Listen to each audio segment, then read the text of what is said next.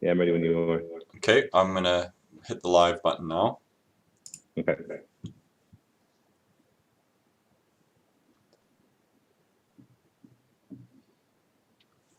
Okay. So we're live. We're live. Okay. All right. Well, Bismillahirrahmanirrahim. Welcome everyone.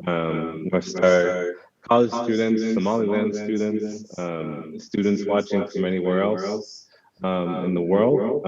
This is the third session of our Northstar College study skills um, or our study skills sessions. We hope to make this an ongoing session, videos throughout the year from Northstar College, speaking about study skills, speaking about best ways to improve your English, talking about new trends, new ways to use technology, a lot of different topics. So be sure to expect many more videos in the future, inshallah.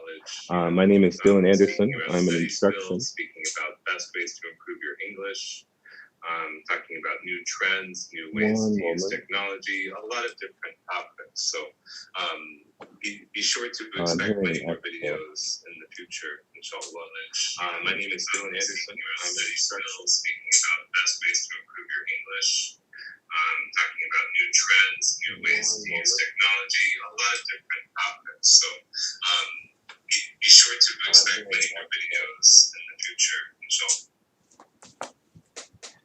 Oh, I know the problem. Okay. Let me look.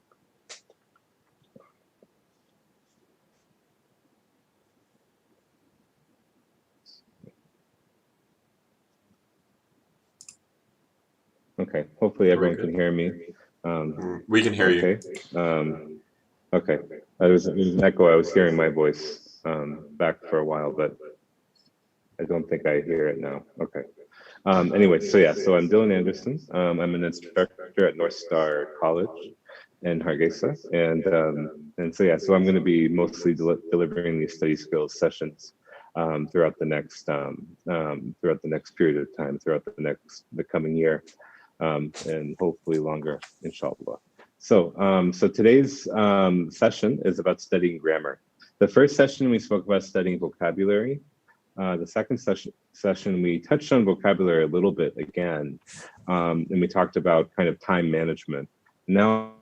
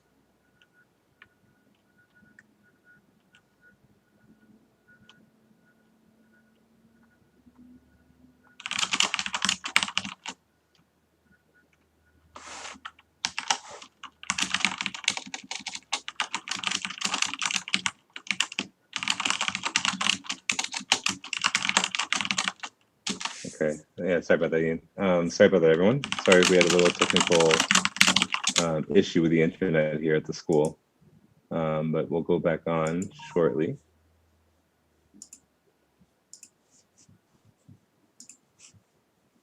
Excellent.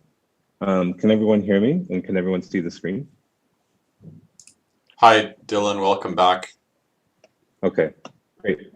Does everything look normal? You can see the slide and you can see me again.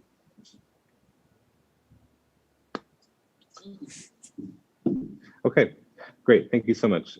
So we're going back to just a reminder, yes. So thank you for your patience there.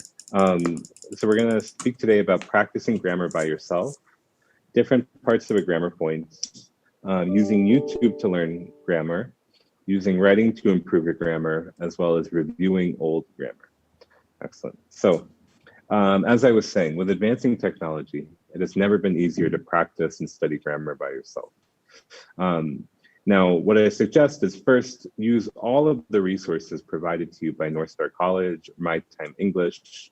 If you take colleges at Northstar campus, at the Northstar College campus, your book has an online practice component that helps you kind of review and really strengthen what you learn in class. And then MyTime English, of course, it's all online. So make sure you've finished everything you need to do for Northstar College in terms of online practice, in terms of online work, and then you can move on to all of the other materials that are online. My favorite website for grammar practice and grammar explanations is the website listed there. We're actually going to visit it in just a moment after the next slide. So this website has great exercises as well as explanations, as you'll see. And then if you don't like that website, you can just Google different exercises online, past tense exercises, if you're studying past tense, first conditional, and there are thousands of different exercises will show up. So first I want to speak about the different parts of a grammar point that you should study. You should have this in your notebook if you're studying a grammar point. So for example, the first thing you should have is the name of the tense. So, and this is specifically for studying tenses, which is what the majority of you are probably doing. So for example, if you have simple present or present simple, what you should have, what a lot of students forget about, is the signal words, that there are always going to be certain words that you use with specific grammar points. So for example, every day, sometimes, always, often, usually, first, this, and that, are always go with the tense present simple. So this can help you notice it and help you expand your vocabulary and your usage of the tense, along with just knowing the grammar of it. So you can write different sentences. For example, every day I drink coffee in the morning or something, or I sometimes go to school early. I always check my email after I wake up. You can try different sentences using the signal words. The use is something that's very important to understand as a student, not just the name of the tense, not just the form of it, but of course you should try to understand why it's used. Why do we use this tense, and why would we not use another tense in its place? And then the form is something probably most of you are used to. Most teachers will give the form, at least if they give you the grammar, they'll tell you the form. So what the different parts of it looks like in a sentence. So this is from the website that we'll visit in just a moment. It's calling the word work by itself. It's calling that the infinitive. And so it's saying just work the word by itself. And then it says with S for he, she, and it. And so here we have the examples for different pronouns. So I work, he works, I go, he goes, for example. Examples in the negative: I don't work, he doesn't work, I don't go, he doesn't go. And then the questions, which can also be called interrogative. Do I work? Does he work? Do I go? Does he go? Okay, so it's important to kind of understand these different examples. I'll show you quickly what this website looks like. So this is the website. You should see this. It's a kind of a drawing of New York City. On the left, you'll see grammar and vocabulary. First, you have explanations, and then you have exercises. And so on the explanations page, you can search for the grammar by the name, just adjectives, or you can search by examples of what it looks like. Okay, so for example, adverbs are words that end in ly. So if you don't know what it's called, you can find an example of it on the right here. For example, Mandy drives carefully. And you can think, oh yeah, those are the words I want to review. And then you can click on the topic, adverbs, and then it will give you different oh, whoops, I clicked on adjectives. Adjectives or adverbs, it has them together, I guess. So for example, the adverbs, right? So for example, it will give you examples, it will give you explanations. It's really great. And I like the different colors that it uses to kind of separate words from each other.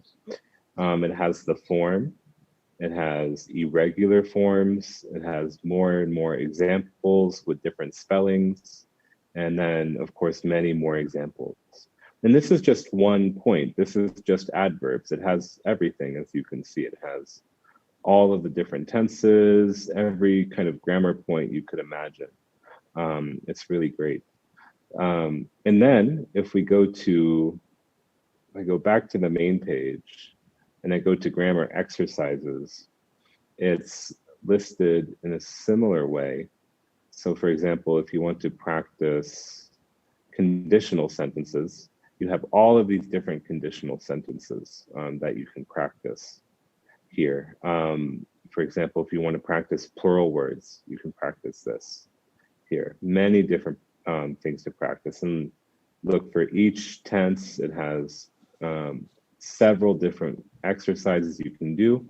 And of course, if we click on one, of course, you fill it in, you fill in all the answers, and it will check and it will show you your feedback immediately. It will tell you what you got correct, what you got incorrect immediately. So I really like this website.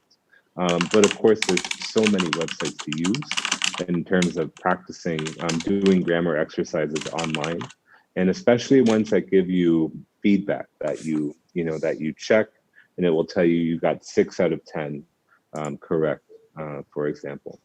So if we go back to our, and so this example actually here is from the same website. So yeah, so I got everything from the same website. Excellent. Now, one thing I tell my students a lot is to use YouTube. It can be very beneficial, although you just need to be a little careful. The second point here, I say the teachers on YouTube, normally they can be, but normally they aren't as qualified as the teachers at Northstar College.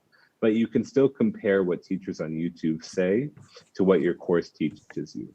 So take everything you learn from Northstar College as the correct, as the correct version of the grammar, as the correct, lesson, and then what you can do is you can go on YouTube and kind of compare it to what you learned at the school. When watching the lessons, you can take notes on the similarities and differences between different videos. And after you watch 3 videos, for example, about past simple, you'll kind of see what they repeat. Maybe each video mentions the same thing. And so you're going to see that, there's certain points. There's really just a main idea for each grammar point. And once you see different videos, you'll see that repeated. and it will help you understand the main idea, the main usage of the grammar. And so I really suggest students use YouTube to help them. Now this is kind of a third step. This is after you've completed everything at Northstar College, you've completed, several different online exercises, you feel you really understand the grammar. And then the YouTube is really just to really make sure you understand all of the different aspects of it. Excellent. So I want to talk about writing now. Writing is a very good way to improve grammar on your own. And now, and it's similar to speaking. So my first point here, I say writing and speaking are both productive skills, meaning that you produce the language instead of receive it.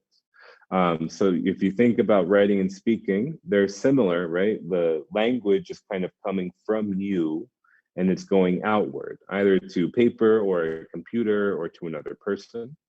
Now, nothing can replace speaking. I mean, speaking is a very important skill by itself, but the more that you write in English, the easier it will be to use a greater variety of grammar and vocabulary when you speak. After you have practiced a new grammar point, try to write as many sentences as you can with the new grammar. And you can make it even more beneficial if you insert new vocabulary in with the sentences. If you do writing, you can combine new grammar and new vocabulary at the same time and try to really create new sentences that you couldn't have written, maybe a week before or, just, a couple days before maybe. And then beyond sentences, I encourage people to try to write stories or general thoughts in English, like maybe if you have a story that's one page, that's like, just, one page, and you try to use the grammar point 4 or 5 times on that page, that can be really helpful. And then some of my students kind of just write their general thoughts, maybe they're thinking about something, they're thinking about how their day was, they're thinking about something that happened at work, and they're trying to write it in English to make English kind of a natural part of their day. And of course, when you're writing, you're going to be using grammar. And the more that you try to use this grammar in a natural way, the more that it's going to be easy for you. Now, like I said, nothing can replace speaking. But if you feel that in Hargeisa or in Somaliland, wherever you are, it's difficult to find people to speak with. It's difficult to speak English normally. Writing can be still a way to practice that productive skill where you're kind of creating the English by yourself. So it can be something that's really helpful. Excellent. So on to the next point. I wanted to remind all of you to review. Just because maybe you understand present simple, you took it in your class, you got a good mark on the exam, it doesn't really mean that you've mastered it. And so you need to take time to review grammar from earlier levels in general. I would make that maybe like a weekly thing, weekly practice or habit that you do so that you can remember the grammar that you've done earlier. And I always tell my students this is a very important point. One sign that you truly understand a grammar point is not that you can say it correctly, but you can't say it incorrectly, right?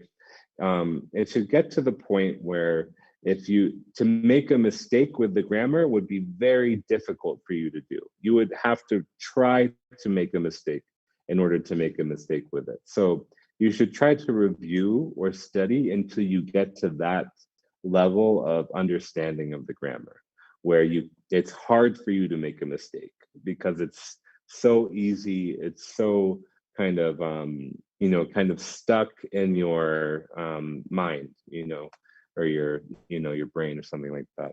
So, and also use technology to your advantage. There are many language learning apps that you can use. You can use the the different exercises online. There's a lot of different things you can use.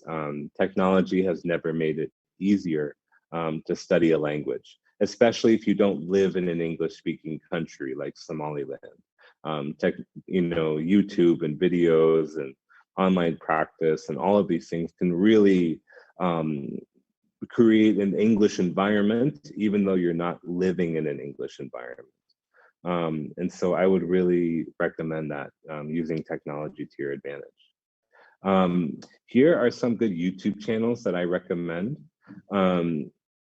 These four are the kind of the best that I've seen, although there's many different YouTube channels. So ESL Library, I actually don't quite know how to say this one, Umangzu, maybe. But if you just remember the spelling, or if you copy and paste, they have some really nice videos, some really nice kind of cartoons, like animations. ESL teacher Tom has a lot of really good conversations. So he has videos of two people talking, and it's a past tense conversation, for example, and it has the subtitles under the video. So you can follow along and you can listen to the pronunciation. This last one, Kangiro English. I suggest this one. This one is a little bit more advanced. And it has language lessons like grammar, he has a weekly video, I think, where people send in grammar questions and he answers the grammar questions.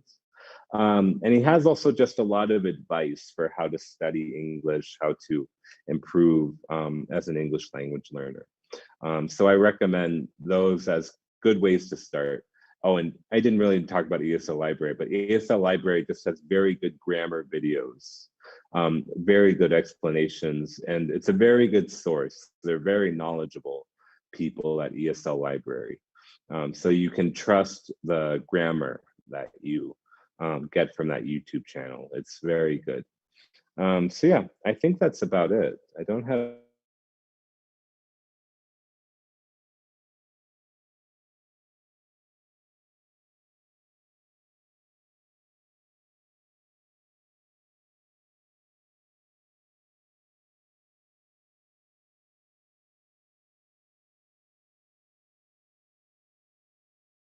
good. Well, if it looks like there isn't much happening in the live chat, so I think we'll stop there from now. Like I said, we hope to have many more videos in the future covering a range of topics to help you improve your English and help you with your experience as an English language student. So great. I think that's it for today, and I will see you guys next week, inshallah. So have a good rest of your week.